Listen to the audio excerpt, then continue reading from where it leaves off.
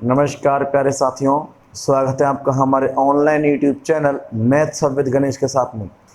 प्यारे साथियों, आज हम फिर से एक बार आपके लिए लेकर आए हैं कक्षा 10 की प्रश्नावली 6, जो कि हमारी अधूरी रह गई थी, जिसमें हमें प्रश्नावली 6.3 का प्रश्न संख्या दूसरा करना था। तो देखिए, प्रश्न आपके सामने ये रहा। तो देखिए, इस प्रश्न के रिगार्डिंग हमारा सवाल क्या है कि देखिए, त्रिभुज DOC, देखिए DOC डायग्राम के थ्रू आप देख सकते हैं। त्रिभुज DOC यह किसके समरूप है? OBAK। त्रिभुज OBAK, याद रखें DODC, ODC ये किसके समरूप है? OBAK। तो O बिंदु O के समरूप है, D बिंदु B के बराबर आएगा और अपना A बिंदु इस C के बराबर आएगा। इस प्रकार से हम यहाँ पर इस प्रश्न की चर्चा करते हैं। और जरा देखिए, यहाँ पर हमें क्या दिया हुआ है। यदि त्रिभुज ODC समरूप है त्रिभुज OBAK, यदि हमारा समरूप दिया हुआ है तो समरूप का तात्पर्य होता है कि इसके संगत कोण बराबर होते हैं और संगत भुजाएं समानुपाती होती है। यहाँ पर कोण दे करके कोण ही पूछे गए हैं, तो हमें केवल कोणों की बात करनी है। तो जरा देखिए, यहाँ कोण O और कोण O के बराबर आएगा, तो इसका कोण तो यहाँ लिखेंगे, तो कोण O बराबर आएगा कोण O के। इसका कोण D जो है वह बराबर आएगा कोण B के, और इसका जो कोण C है वह बराबर आएगा कोण A के। तो चलिए, इतनी बातें हमने यहाँ पर कर ली हैं। अब इसके बाद ध्यान देते हैं इस डायग्राम की ओर। देखिए, अगर मैं त्रिभुज ODC की बात करवा रहा हूँ, जरा देखिए, इस त्रिभुज में ये त्रिभुज कुछ इस प्रकार का है, जिसमें ODC और यहाँ पर जो अपनी कोण है वह 125 डिग्री का है, और यहाँ जो कोण दिया हुआ है वह 70 डिग्री का दिया हुआ है। अब आप एक बात देख पा रहे होंगे, हमने 9th क्लास में एक प्रमेय पढ़ी थी, या कहीं तो एक सवाल पढ़ा था कि भाई त्रिभुज की एक भुजा को बढ़ाने पर बनने वाला बहिष्कोण अपने अंतर अभिमुख कोणों के योग के बराबर होता है।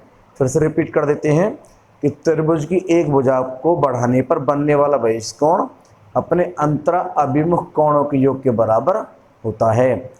तो हमारा जो कोण 125 डिग्री है, लिख लेते हैं,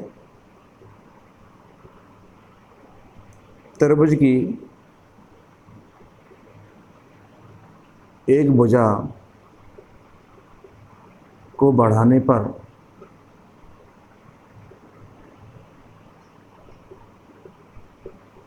बनने वाला बहिष्कोण अपने अंतराभिमुख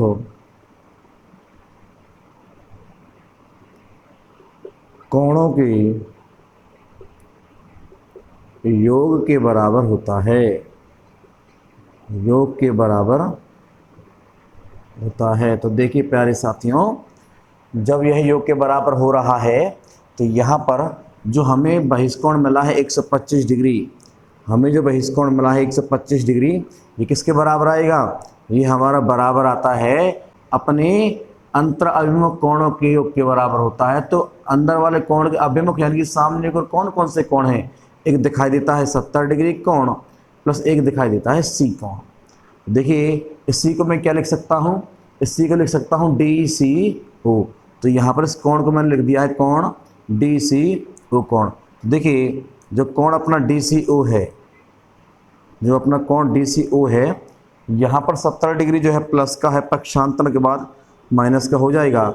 तो 125 डिग्री माइनस के 70 डिग्री, तो हमें जो आंसर प्राप्त होता है घटाने पर वो 55 प्राप्त हो जाएगा। तो हमारा DCO जो कोण है वह कितना प्राप्त हुआ? 55 डिग्री प्राप्त हो जाता है। इसके बाद देखिए, केवल अभी हमने यहाँ पर हमारा DCO प्राप्त किया है। इसके बाद अभी हमें दो कोण और फाइंड करने हैं। अब जरा देखिए, DOC की बात कर लेते हैं। DOC, इसका तात्पर्य यह है हमारा 55 मिल चुका है। अब जरा गौर करेंगे, इस त्रिभुज DOC में ही बात कर लेते हैं। देखिए, यहाँ पर त्रिभुज त्रिभुज ओ डी सी में त्रिभुज के तीनों कोणों का योग कितना होगा? 180 होता है। तो देखिए यहाँ बात कर लेते हैं डी ओ सी। यहाँ पर हमें ज्ञात करना है डी ओ सी को। तो कोण डी ओ सी प्लस यहाँ ये वाला डी ओ सी, इसके बाद 70 प्लस 55, 70 डिग्री प्लस 55 डिग्री, इन तीनों का योग कितना मिलता है? हमें 180 डिग्री प्राप्त हो जाता है। 70 और 55 को जोड़ते हैं तो हमें प्राप्त होता है 125। 125 प्लस का है, पक्षांतरण के बाद माइनस का हो जाएगा।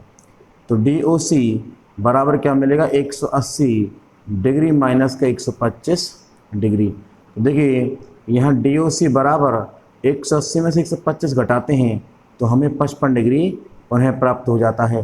तो इस प्रकार से हमारे 2 सवाल यहाँ पर कंप्लीट होते हैं। अब बात करते हैं तीसरे प्रश्न ओ ए बी की। तो ज़रा देखिए ओ ए बी, तो हमारे ये ए वाला जो कोण है यह किसके बराबर होगा? ये किसके संगत है? इस डी सी ओ कोण के संगत है। तो यहाँ पर इसकी हम बात कर लेते हैं। तो देखिए हमारा जो पहला था वह यहाँ से कंप्लीट हुआ, दूसरा है वह यहाँ कंप्लीट हुआ, और देखिए तीसरा प्रश्न हमारा, तीसरे प्रश्न में हमें यह पता होना चाहिए कि हमारे दोनों त्रिभुज जो हैं वह समरूप हैं। तो आप चाहे तो इनकी बातें, इनकी चर्चा कर सकते हैं। त्रिभुज कौन कौन सा? ओडीसी, त्रिभुज ओडीसी समरूप है त्रिभुज किसके? ओ बी ए के। त्रिभुज ओ बी ए के जब समरूप है तो संगत कोण बराबर होंगे नहीं होंगे? तो देखिए संगत कोण कौन कौन से? ओ ए बी, कोण ओ ए बी यह बराबर होगा किसके? डी सी ओ के, कोण डी सी ओ के। यहाँ लिख लेते हैं संगत कोण, संगत कोण। और जरा देखिए जैसा कि हमने ज्ञात किया था डी सी ओ हमारा 55 डिग्री हमने प्राप्त किया था। तो ओ ए बी, कोण ओ ए बी किसके बराबर आ जाता है? हमें 55 डिग्री यहाँ पर प्राप्त हो जाता है। तो साथियों इस प्रकार से प्रश्न संख्या 2 हमारे यहाँ पर कंप्लीट हो जाती है। एक बार इसको देख लीजिए, फिर चलते हैं अगले प्रश्न की ओर। तो चलिए प्यारे साथियों अब चलते हैं प्रश्न संख्या 3 की ओर, जो ये है। अब इस प्रश्न के अकॉर्डिंग देखिए, अब इस प्रश्न के अकॉर्डिंग देखिए हमने लिखा हुआ है, दिया है कि समलंब ए बी सी डी में, यहाँ पर हमने डायग्राम बनाया हुआ है, ए बी सी डी में समलंब की परिभाषा होती है ऐसा चतुर्भुज जिसकी भुजाओं का एक जोड़ा समांतर हो। ध्यान देंगे भुजाओं का ए बी और सी डी जोड़ा है आपका, यह समांतर है। अब देखिए यहाँ पर ए बी समांतर है सी डी के, विकर्ण ए सी, विकर्ण ए सी, विकर्ण बी डी जो है वो परस्पर ऊपर प्रतिच्छेद कर रहे हैं। देखिए ऊपर प्रतिच्छेद कर रहे हैं। अब यहाँ पर बात करते हैं, सिद्ध करना है ओ ए बटा ओ सी। तो ओ ए बटा ओ सी लाइए और ओ बी बटा ओ डी लाइए। यहाँ पर एक कथन भी कहा गया है कि त्रिभुजों की समरूपता कसौटी के आधार पर, और उसी से ये प्रश्न होगा क्योंकि भुजाएं समानुपाती केवल समरूप त्रिभुजों में ही संभव है। तो देखिए प्यारे साथियों यहाँ पर बात कर लेते हैं प्रमाण या उत्पत्ति की।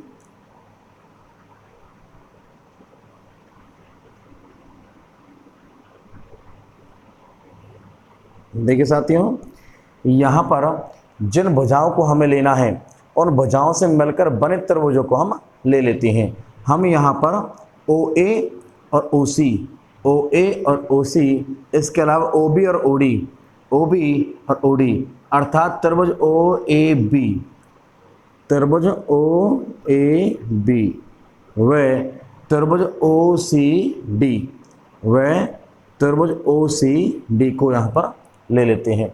अब देखिए हम यहाँ पर कोणों के कुछ नाम दे देते हैं। यहाँ पर मैंने एक नाम दिया इन त्रिभुजों के कोणों के लिए, 2 नाम, यहाँ मैंने 3 नाम और यहाँ मैंने 4 नाम दे दिया है।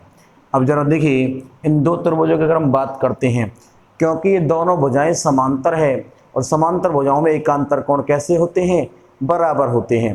तो देखिए प्यारे साथियों अगर मैं इन त्रिभुजों को अलग से बना लेता हूँ तो आप यहाँ पर देख पाएंगे ओ ए बी सी डी, तो देखिए यहाँ पर 1 2 3 और 4, जब ये हमारे समांतर भुजाएं हैं तो देखिए इस प्रकार एक जेड की आकृति बनती है जिसके अकॉर्डिंग कोण 1 जो है वो कोण 3 के बराबर होना चाहिए। तो कोण 1 बराबर आता है कोण 3 के। इसके अलावा अगर हम जेड को उल्टा बनाते हैं तो कोण 2 ये बराबर आएगा कोण 4 के। कोण 2 बराबर आते हैं कोण 4 के, और दोनों कैसे हैं, एकांतर कोण है हमारे। कैसे कोण हैं, एकांतर कोण है।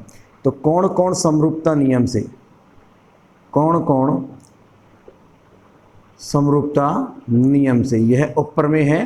कोण कोण कोण प्रमेय जो होती है अपनी, उसकी उपप्रमेय है। कक्षा 9वीं में आपने पढ़ा होगा कोण कोण समरूपता नियम, कि किसी त्रिभुज की, किन्हीं दो त्रिभुजों की यदि दो संगत कोण बराबर हैं तो तीसरा कोण भी अपने आप बराबर हो जाता है।